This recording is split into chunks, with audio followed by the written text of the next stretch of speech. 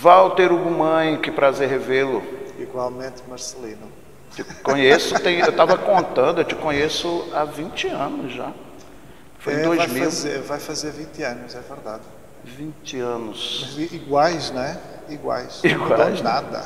Um pouco grisalhos, né? Eu tô aqui Não, com a nem barba. isso. Nem isso, né? Mas já era. Já era, né? Somos os mesmos. Estava por dentro. Eu estava lendo teus contos agora, né? Teu primeiro livro de contos. Aí você passa pela poesia, passa pelo romance, passa pelo conto agora. Mas a impressão que eu sempre tenho, Walter, é que o teu gênero é a palavra. Assim, porque eu fico lendo os teus contos e digo, olha esta frase, ou seja, olha o que ele transmite, não é que transmite, o que ele diz, né, desta dor ou dessa saudade, é isso mesmo, porque eu me aventuro muito na linguagem do autor, sabe? E eu acho que o grande gênero seu é a palavra, por mais que você escreva conto ou romance, tem uma fissura com a palavra, né, no papel. É isso mesmo? uma questão poética, não é? A mim o que me motiva é, de facto, a força poética, reveladora das palavras. É fazer com que uma frase possa ser em ela mesma uma semente germinando alguma coisa nunca vista, alguma coisa nunca pensada. E por isso, mesmo que tem mais que ver com a criação de universos de coerência, universos de sistemas lógicos, digamos assim, do que propriamente o estabelecimento da verdade.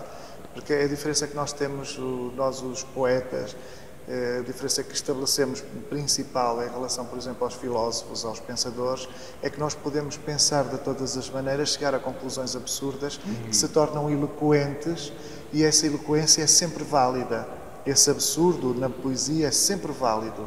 Na filosofia não. Na filosofia, se você delirar, não é?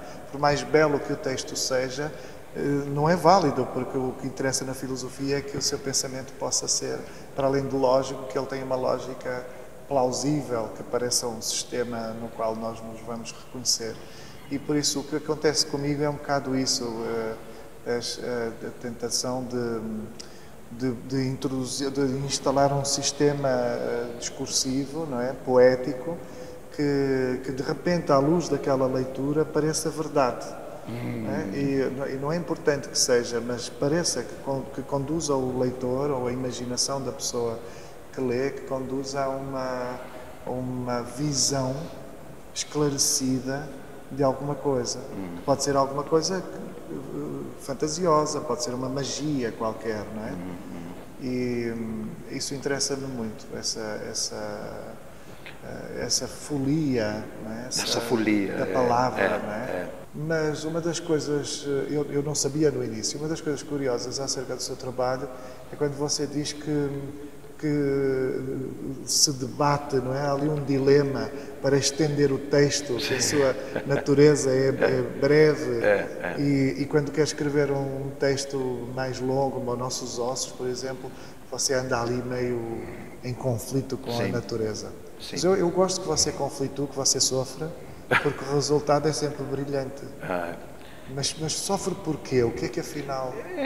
Eu acho que, por exemplo, no primeiro romance eu vinha de vários livros de contos. E volto a dizer, influenciado pela fala da minha mãe.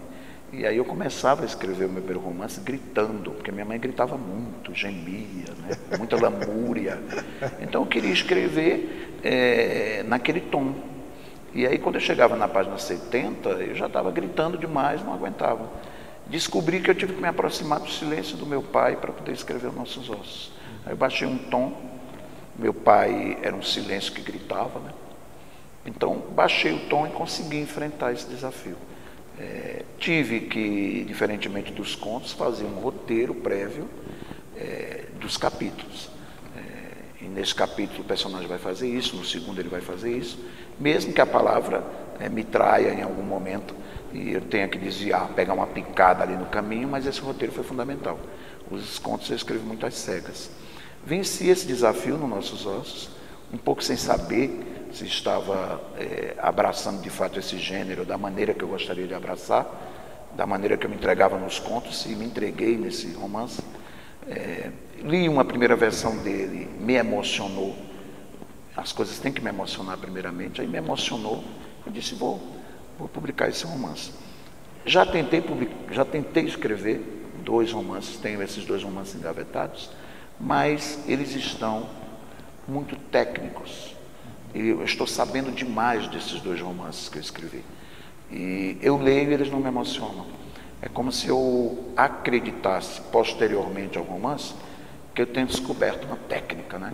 Aí eu aplico essa técnica nos outros 2 romances, eles ficam muito frios.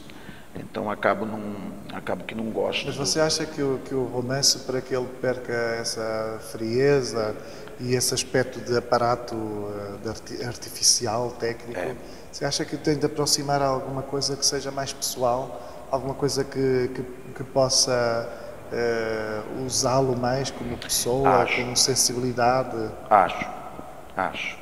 Tanto é que eu estou querendo escrever, estou muito fissurado em escrever uma autobiografia pornográfica. Mesmo que eu invente muita coisa, né? Porque a imaginação não deixa de ser uma invenção. Mas estou pensando em fazer. Vai ter fotografia? Geralmente as fotografias não vão ficar boas se está muito escuro, né? O que é que você inveja na prosa brasileira? Eu digo assim, na palavra em si. O que é que você acha que o português brasileiro tem, que o português não tem? Tem muita coisa. Tem desde logo a influência das línguas indígenas. É uma fortuna tremenda. Vocês poderem ampliar, não é? Ampliar a língua portuguesa, deitando mão de vocábulos e de conceitos que o Brasil original construiu. Portugal não tem. Portugal tem apenas uma língua, tem uma língua muito pequena, chamada mirandês, falada quase por ninguém, por umas centenas de pessoas, mas que acaba por ser tão residual que não tinge, não é? Não cria uma influência na língua maior portuguesa. E vocês aqui têm isso, têm essa maravilha, porque não é só a questão do vocábulo, não é passar a dizer pedra com ita, não é? Porque aí é bonito, ita, não é? Mas é pedra, é o conceito diferente, é você poder dizer borogodó, que já vem de outra plataforma, que já não foi o português que inventou, já não é o português, a língua portuguesa que inventou, não é? É você poder dizer outros conceitos, trazer outros conceitos para a sua capacidade de pensar, que são oferecidas pelo convívio da diferença. No fundo, o que está em causa no Brasil e que eu invejo é a diferença, é a mestiçagem. Marcelino, antes que você me pergunte outras coisas, eu quero também saber o que é que, se há alguma coisa no universo da literatura portuguesa ou da língua portuguesa de Portugal, alguma coisa que você lhe interessa? Eu acho que não lhe interessa nada. Você é muito brasileiro. Eu leio muitos portugueses. Não, eu leio, e o que me interessa é a metáfora. Vocês têm um olhar para as coisas assim, que eu digo, meu Deus, como que conseguiu resumir isso em uma frase? Quer seja o sol, quer seja a vergonha, quer seja a timidez, a facilidade com que fotografam as coisas, né? Um olhar talvez mais denso para a poesia, mas eu tenho muita pressa para escrever. Essa pressa, talvez eu vença o que eu escrevo pela umidade do que eu escrevo, né? Mas você lê um Virgílio Ferreira mesmo, você vê um Antônio Lobo Antunes, os teus livros, quando eu leio, eu fico, olha, a maneira como traduziu, por exemplo, as bibliotecas, né? Aliás, que valia uma gravação, o texto teu sobre as bibliotecas, nesta Biblioteca Mário de Andrade. Então eu invejo muito isso, eu sou muito contaminado por esse olhar e por essa poesia que eu não consigo fazer. Leio com muito interesse, muito. A poesia filosófica inaugurando um olhar para as coisas que tem o Fernando Pessoa, a Flor Bela Espanca, né, para a tristeza, para a saudade, eu fico fascinado. Muito bem, amigo antigo. Obrigado, Marcelino. Beijo, obrigado. Obrigado à Biblioteca Mário de Andrade, Até breve. Obrigado, até breve. Leiam livros. Muito obrigado. Foi ótimo. Obrigado pelo telefone. Eu estava mesmo precisando de outro, Estou com outro medo de me celular para levantar mim. aqui. Com medo de me levantar e arrastar o... Curti muito o papo de vocês. Curti muito o papo de vocês. Vocês nem perceberam o tempo passar?